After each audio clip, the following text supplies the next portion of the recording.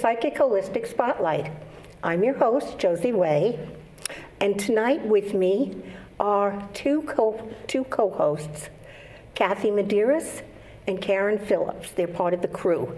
And these two other lovely people are our guests, Steve Lupo and Diane Lupo. Hi, Josie. Who I occasionally call Sue. Well, it's better than a lot of things I've been called. But I've called it different names. It's okay. I actually get that. Could be good. They do a lot. Today we're going to, on this show, we're going to focus on their healing work. Now, you're a Reiki master. Yes. And you're a Reiki master. Yes. Okay. Two of my students right here. Yes. Yes. That's part of the reason we wanted Karen here. So that she could. I'm very honored to be here with Diane and with Stephen and with Kathy and with you, Josie, always. And I know you through your connections with Roland Comtois. Yes. That's true. Yes. Yeah. These people, I call Diane his shepherd.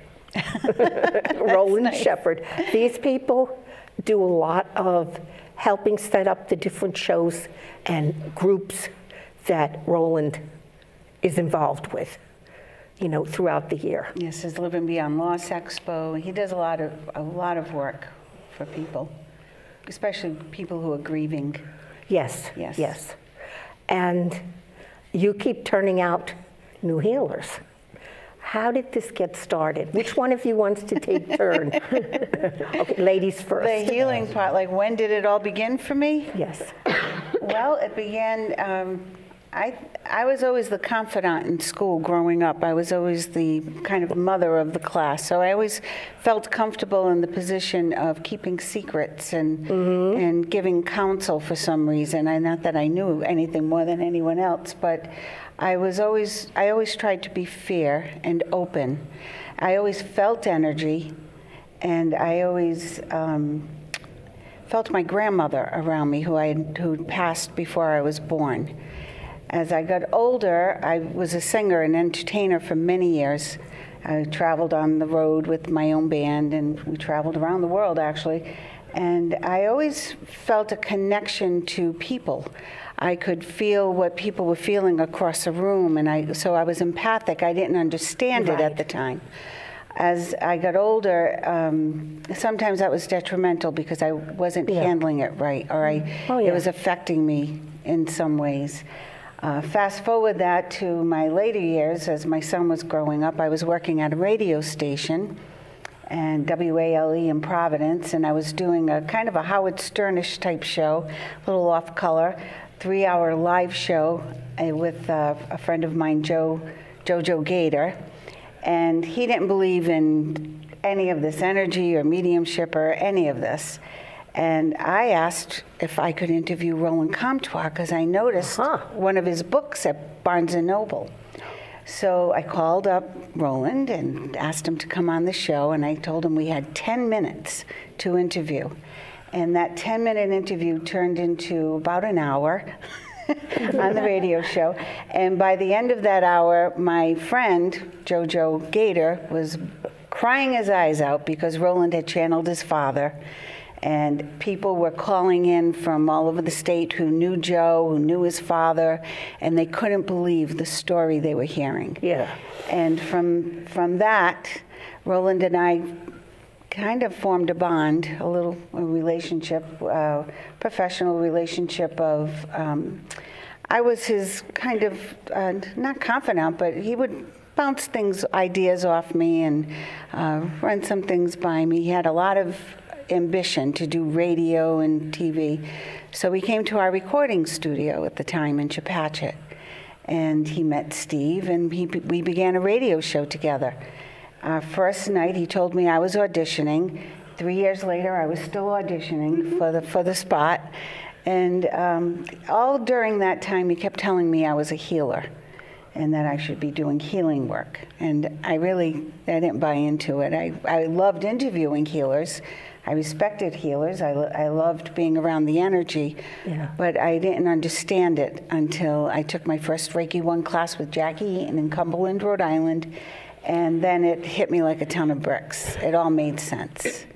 So that's how I got started. That was the beginning. And it's mushroomed out to a lot of people that you have taught. Well, it was interesting, Josie. Early on, I had a dream, and I tell this to all my students. I had a dream. They were telling me, go through the house and turn on all the lights. And I kept running through my house, turning on all the lights, running through the house, turning on all the lights. When I woke up, I was wide awake, and I said, oh my God, they want me to turn on all the lights. And then I realized what that meant. The spiritual light. The spiritual light. So any field, I work a lot of part-time jobs. I have a lot of, my goal was when I decided to go back to work when my son went off to college, I wanted to do everything that I loved and that I enjoyed. So I do a lot of different things. I work with Roland, I teach Reiki, I work at Elegant Reflections Hair Salon, I have the Reiki room there, and I love when people come in and have no idea what it is, because I get to take someone who is oblivious to this world and show it to them, and have them experience it. And from my clients, I have gotten many students, so it's been a blessing. Truly has. I learn from each one. I do. I learn from each student, even Steve. Steve. You turned yourself over to her care in order to learn. Okay. And I've been in her care all the time. No. Yeah, I've learned a lot. I'm still learning. Yeah, and it's nice to hear when people, couples, connect spiritually, and they have a path that goes side by side. Not that this is the way you do it. Right. Path, one is doing it, and one not the other. A lot of my students are married. They have a boyfriend or a girlfriend. And it is difficult, but at the same time, most of them, I encourage them to just follow their path. Yes. And, as you raise your vibration, the other person will come along eventually.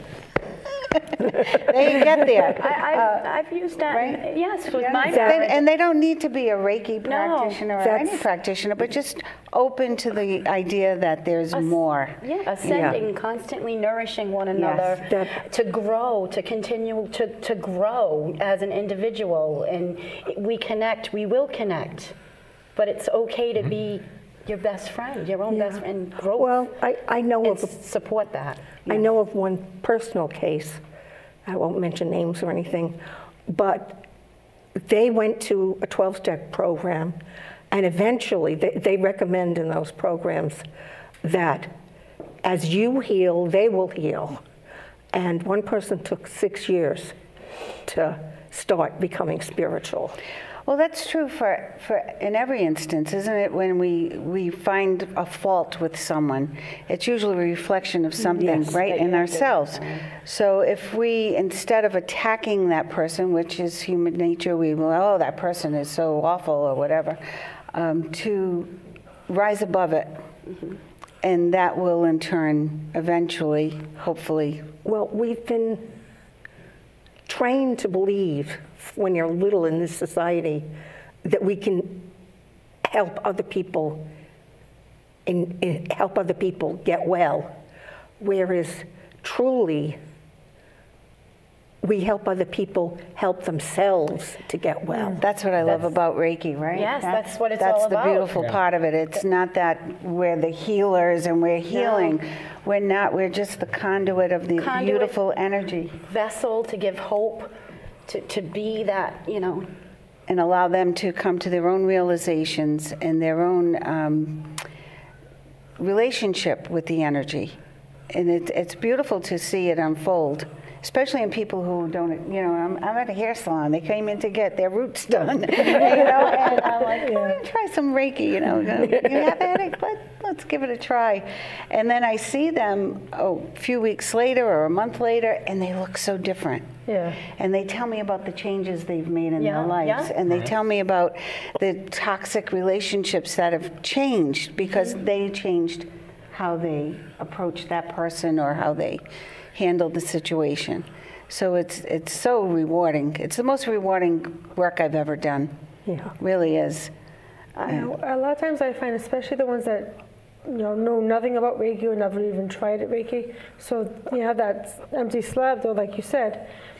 A lot of times though, they get the most out of it though because they don't have the preconceived notion of what Reiki is. Yes. Yes. So, and those are the biggest changes though too. Yeah. Yeah. Yeah. Innocence. You know, with open mind. For me, I don't know if either of you experienced this, but I thought I would see more dramatic changes, you know, and I felt like healing is like zap. And it isn't. Well, I think that comes from your teacher too. Yes. I think it's important for the teacher to relate to the student that it is not that you get your book, you have your attunement, and then wham, you're healing people and your animals and because I changing feel the world. it, you know, and I was sure it was doing something. I didn't realize I would do Reiki on my cats and my family, and I didn't particularly feel it in the beginning until I took a picture with someone at an expo, someone I didn't know, and I just put my hand behind her and she turned and she said, "Are you a healer?" And that was my first realization that, oh, I guess I am, you know, okay, something's happening. So it's trust. It's just getting to that point of trusting. Knowing that being this there. works without too much of an active part on you, trying so hard to get it to work through you. Exactly. Yeah. One of my great teachers, Roland Comtois, my Reiki master teacher, said it best: if you're not invisible, you're not doing your job. Right. You know, the ego, you know, that it's not about, I had one student who was a fabulous healer, great instincts, but I want my hands to be powerful, you know, so it took me a long time to get through that, but he's a fabulous healer and he gets it now, you know, it's not about how powerful his hands are, but that it's the absence, you know, it's just letting it go and trusting the Reiki and trusting the process because it's amazing. Yeah, because I find that it's not an intent energy, it's a soft one, but it's really strong at the same time. It's not overpowering. It just works. It's a good way to put Yeah. it, yeah. Yeah. I had an experience quite a long time ago. My friend's father had a difficult cancer in the, I forgot. Lower extremity. Yeah. We'll go with that. Yeah. Okay. And we asked him if he would like me to do a healing. So I did a healing. And he said, I feel okay, I feel nice, but I didn't feel heat. When my wife and I used to go to healers, I would feel heat. So I said to my girlfriend, I said, we need to work together. I know you don't know how to do this, but just follow what I'm doing and send love. That's it. It's as simple as that. And so we did. And I told my girlfriend, now, Spirit knows he needs heat. So be prepared. You're going to feel very warm. We were both sweating when we finished with it. That was a lot of love. Yeah. And that's good. That's good. Love has to be a part of it. He said that was much better. Oh, good.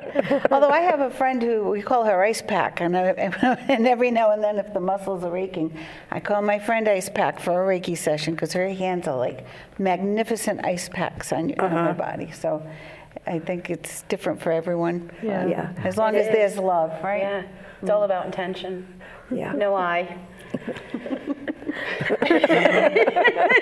She becomes a Reiki master tomorrow, so I know. she's trying to score some points. No. Now, how long have you been teaching the Reiki? About 6 years, 7 Oh, years, okay. yeah. Not long in the grand scheme of things of all the healers I know. Rhode Island has some magnificent healers. Yes. Who've been at it a long time, right, Josie? Yes. Yeah. Well, Yeah. I'm a newbie. Well, you were pushing it for a while, too. I don't do so much of the healing as counseling, you know. I do a lot of that. The stuff that people that are grieving and people that just don't feel quite right. It's great. I mean, it's wherever it's needed. I find that with my students too. They've all gone in different directions. And I love, Karen's my feng shui specialist. She's been so creative with presenting the Reiki. Different venues and just enjoying all the colors of Reiki, all of it. Different modalities. A lot of students use it as a stepping stone to other modalities. Yes. Which is wonderful. Yes. Or an add-on. Some of my students are actually worked backwards of that, though. They've done other modalities, but they go back to the Reiki after, like secondary, and they'd rather use the Reiki because it's so much easier. Some of these modalities, they're great, but some you have to remember certain things for different areas of the body, and some of them some of it is just too much for some of the students, though. So with Reiki, though, it's like you don't have to think about like children. What's what. Karen's starting a great program for children with Reiki. Anyone can do it. Anyone can receive it. Anyone can learn it. And also, I helped out with a Namaste room in one of the nonprofit organizations in Providence. And that was a great in-between working room that helped out everybody. Especially, let's say, the participants. So I was able to share Reiki with them as an alternative instead of a PRN, instead of a med. We did this. We did Namaste. Beautiful. I did a little bit of everything that I was taught, all the energy in the room. When they come in, I was able to dim the lights a little bit, a little aromatherapy, and Reiki. Beautiful. All the chakras. And planted a positive seed in their head so they would have a better day. Yeah, that's what I was taught. This was a life changer for me. I love Reiki, and I'm dedicated because of this woman teaching me. And it's been a wonderful experience. I was also able to Reiki my mom while she was not so well with dementia for a whole year. I was able to reconnect, to heal that inner child that when we were having problems before, it all disappeared. That's the beautiful part of it. You can heal yourself. I could cry. I did. Heal others. I did it. That's why I'm such a strong believer in it. This is true. This really can happen. We can change. We can change, and we can teach others to change, that they have hope. We can, but we can't make someone else change. No, nobody can, but that's okay. That's their cycle that they have to either break or, we're here to give them hope, to say, look, I did it, you can do it too. Yeah, be a big example. Like she just gave me that little bit of key, and that one person can make all the difference in your world. Just one person, just by giving you support and saying, you can do this, and you do it. Well, actually, when you asked me about getting started in Reiki, Roland planted the seed, but the real reason I continued with Reiki was because of my cat. Yes, tell them about that. My cat was badly hurt. A human tried to grab her, and all her tendons and ligaments were torn. So she was limp, totally. She came home walking like this, and the vet, and she had many stitches, and she was all bandaged up, and we had to carry her to her food and to her litter box. And the vet was watching her, and they were considering amputating her leg. While we were doing radio shows in Steve's studio and at our house, one of the sons of a woman who was singing, Marilyn Manfred, her son Paul came, and he said, I do animal Reiki. Can I sit with your cat? So he sat about 6 feet away from my cat, who was in a basket under the Christmas tree. And he just sat there holding the energy, and I said, oh, okay. I don't know what this is going to do, but I'm open for it. If, let's see what happens. Within 10 minutes, Stella crawled out of her basket and laid down in front of him. Cool. Yeah. She hobbled out, and she just laid down. They never touched. He just continued holding the energy. The next day, I called the vet, my cat was walking all around the house crying to go out, to go back outside. So I called her vet and I said, I don't think we're going to be doing anything with Stella's leg. You know, I think she's okay. And I called that gentleman back and said, she needs more Reiki. Yeah. Keep sending her Reiki. And that really made me a believer that it's so important. And I love working on animals now. Animals are awesome. Yeah, they are. It's a and beautiful I found that they don't part. need as much time as humans do. Oh, no, and they're so open to it. Yeah. Well, most of them. I have one cat who does not care for Reiki. She's the Reiki master. Oh, no The question. animals seem to love, well, even with Yeah. feng shui, they're really good indicators of energy. Yeah, they're good If energy. it's clogged up or negative, Right. the cats always How it's sit flowing. there, how it flows. They're so intuitive, animals. And they don't know they're getting a healing. You know, like if you said to, it's like testing with different products, medications, where there's a placebo group and a treated group. The cats don't know. It just, you know, or dogs. They're getting it without somebody saying, oh, you're in the group with the good medicine. Right. And I've seen amazing results with animals. It's just because they respond so quickly, Yeah. because they don't have any blocks. There's Yeah. no ego or doubt Yeah. or fear or worry. They just receive. They and, do. And it's just beautiful. They are beautiful. What are some of the, do you have things planned in the future for Reiki? Oh, gee, I do.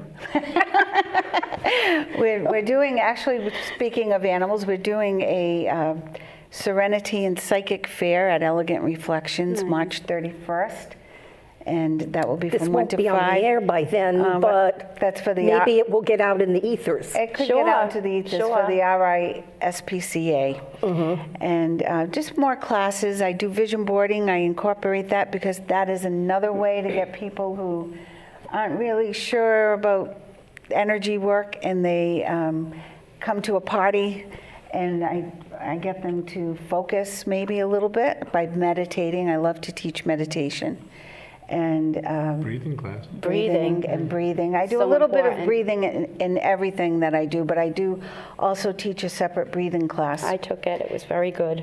And especially for healers, because Yes. we use so much breath when we do attunements and in our healing work, so I do work with that. But I incorporated a little bit of everything into the vision boarding, so they think they're having fun, but then by the end of the couple of hours, they're realizing that words have energy, thoughts have energy, actions, of course, have energy and cause results. So they're more open to it, and I get students and clients from that as well who are curious about the energy and then grow from it. So it's fun. So how did you get into the meditation and the breathing exercises as a teacher?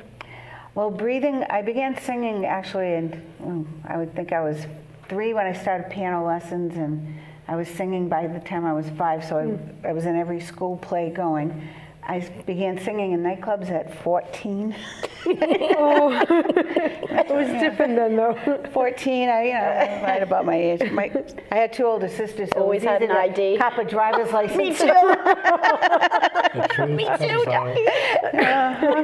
And boy. as I got older, I was 19 when I went on the road with my own band, and I was traveling and studying. I studied with Maestro Carlo Menotti in New York, and Marty Lawrence in New York, and Dante Pavone in Boston, acclaimed voice teachers who each had their own different method.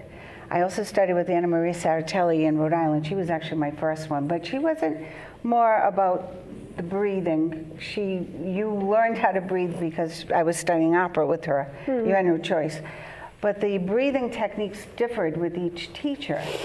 And what I've done is pretty much put everything that I've learned all together to make it easy for anyone to learn to breathe differently, especially when, the Chinese have been using just the breath to heal instead of medicines, even, you know, not aside from acupuncture.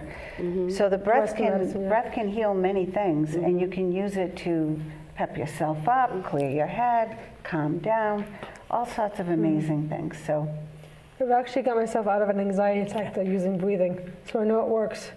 good, Yeah. good, that's excellent. Yeah. The Navy SEALs, that's, you know, they have special There's a breathing. scientific fact behind it also. I mean, Absolutely. the oxygen going up to the left and the right mode, and, you know, diaphragmatic. Releasing and, all those good you know. chemicals into your body. That, Yeah, you know, exactly. People, when you get nervous or you're in grief especially, you hold your breath. Oh, yeah. You know, and you forget to just, or if you're in pain, you forget to breathe. Yeah. And the breathing can just relieve through it, yeah. all Oh, yeah. of that pressure, that anxiety, that Absolutely. stress on the body. What about the meditation? Was it a similar path to get there?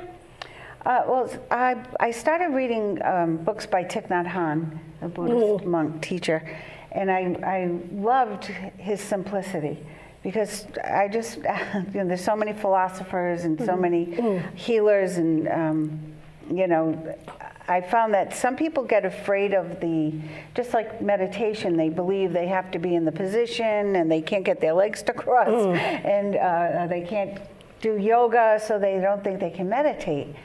I loved that Thich Nhat Hanh just brought it back to the breath. It's as simple as breathing in and breathing out. So I did take one of his courses on mindfulness and meditation. I had studied hypnosis and meditation in my short-lived college life. I'm a dropout, but I liked private study. I liked learning each thing individually. So he fascinated me with his simplicity, and still does. I would say he's one of the people who've influenced me the most with my healing. And what's his name again? Thich Nhat Hanh. Okay. Okay. He's, to take a divert quickly, he's a Buddhist monk from Vietnam who has come here, and he works with Vietnam vets and heals them. You know, Yeah, he's so full of compassion and forgiveness. Amazing, yes, and that's a big lesson. That's something I work on: the compassion and forgiveness. It's every day, you know. And I also work in retail every now and then. I'm a vet, so I try to teach that to other people. When you work with the public, we're so quick to judge, especially if somebody is mean to you or angry with you. What I learned from Thich Nhat Hanh is usually when people are acting out in such a way, especially children, right? It's because they're in pain in some way. Not necessarily physical pain, but usually emotional pain, or they don't understand something. So if we just could take a step back and take a breath and recognize that in them and try to connect with them with compassion. The simple technique that our parents tried to teach us, count to 10. Exactly. Before you say or do anything. Right. And try to look at it in a different way. It's hard because the society we're in is so fast, right? With everything, Instagram, and you know, everything's fast. So It's so instant now. yeah. So it's difficult difficult for us. I need to say thank you to the viewers for being in tune with us. We only have a few more minutes left on the show. We'd love for you to send us comments on all of our shows that we produce. And this way we'll know which ones you like to see more of. Thank you very much, Kathy. Thank you very much, Karen. Thank you very much, Diane. Thank you very much, Steve, for being Thank you for having here. us. Thank you. Well, you know, consider us a biennial visitation. Come back again. Thank you. How can we get a hold of you if someone wants to take a meditation or a Reiki class with you? Oh, I do have a .com, DianeLupo.com. I'll go to Facebook.com/DianeLupo3. Facebook is the easiest way. Okay. Okay. So, how much longer do you think you'd be doing this, though? Like until, like you? Well, I had my annual physical today, so he says I'm pretty good for my ripe old age.